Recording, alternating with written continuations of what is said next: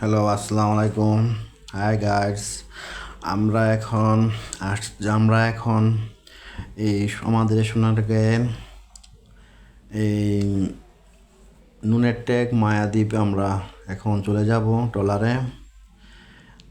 এখন আমরা আপনাদেরকে মায়াদ্বীপের সব দেখাবো। এখানে অনেক প্রাকৃতিক সৌন্দর্য আছে।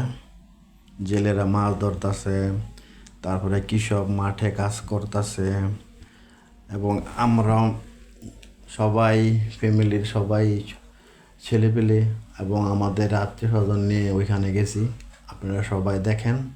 এবং এখানে হুজুররাও মাদ্রাসার ছাত্রদেরকে নিয়ে আসছে। তারা আইসা ঘুরতে আসছে এবং সৌন্দর্য উপভোগ করতেছে।